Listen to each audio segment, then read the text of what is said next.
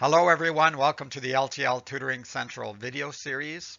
My name is Ron Johnson and this week I'm talking about stringy sentences, or I sometimes like to call them wobbly sentences because they tend to fall apart as you read them.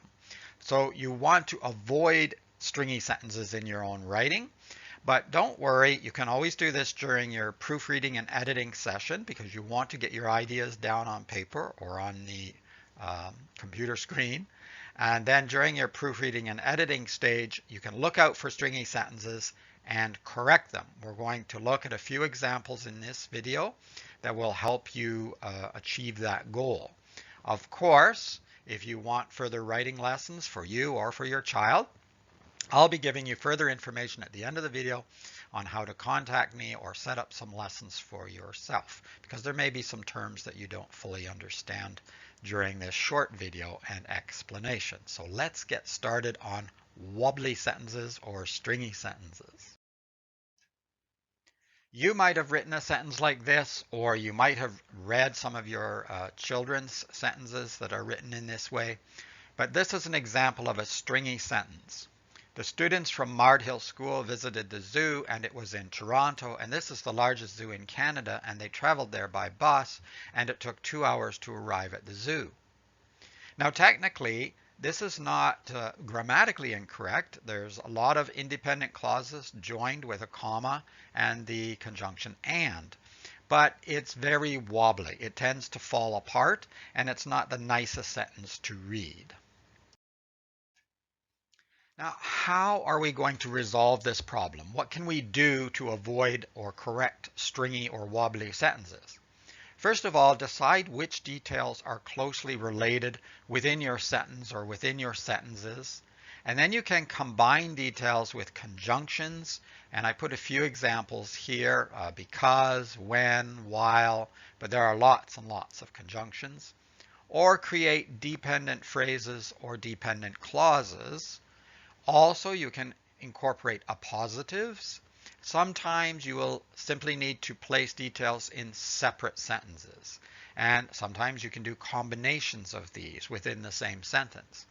But at any rate, you will want to avoid stringy sentences. Here's a correction for the sentence we just visited.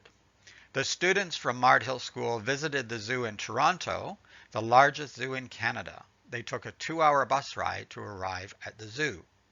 So we use an appositive, the largest zoo in Canada. That eliminates one of the independent clauses. And then we separated the sentence into two by putting they took a 2-hour bus ride to arrive at the zoo.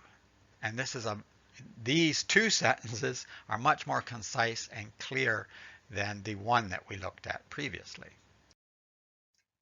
Let's look at another stringy sentence. The boys were too excited, so they made a lot of mistakes, so the project was a complete failure in the end, so the teacher gave them a D.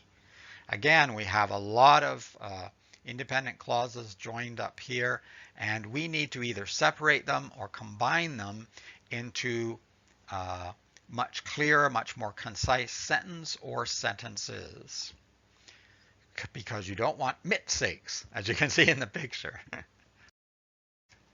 Here's a possible correction for that stringy sentence. Because the boys were too excited, they made a lot of mistakes on the project, making the project a complete failure. The teacher gave them a D. So here we've used a separate sentence again, but we've also created a dependent clause because the boys were too excited, and we've combined several independent clauses together. At the end also we have making the project a complete failure rather than having that as a independent clause or a separate sentence. Let's look at one more stringy or wobbly sentence. Everyone came to the party and they had a great time, and there was plenty of food, including a giant cake, and the drinks were amazing, and most people had fun dancing. This is a very stringy sentence, and we definitely don't want to keep it in its current format. Here is correction number 1. Everyone came to the party and had a great time. There was plenty of food, including a giant cake. The drinks were amazing too. Most people had fun dancing. In this case, in general, we've just separated all the independent clauses into separate sentences. We did some combination as well, but mostly we've used separate sentences. Now, you don't want to have a lot of really short sentences. If it were a longer article, you wouldn't want too many short sentences. So it is okay to have longer sentences as long as they're structured correctly. And it does take some practice in order to do that.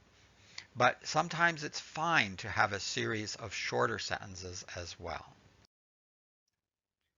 Here's another option, correction number 2. And what you can do when you proofread and edit your work, when you're looking and you find a stringy sentence or wobbly sentence or any other kind of mistake, you can add detail, you can expand your ideas. It's a good time to do that. And this will help the reader have a clearer picture of what you're trying to describe. Now, you don't want to get carried away and just throw in all kinds of extra details that you don't need, but sometimes it's a good idea to put a little meat on the bones, as I say. So here's correction number 2. Everyone came to Adam's birthday party and had a great time. There was plenty of food, including roast beef, barbecue, and a variety of salads. There was even a giant cake in the shape of a Corvette. The drinks, both non-alcoholic and alcoholic, were amazing too. Most people had fun dancing to a mix of rock and modern music.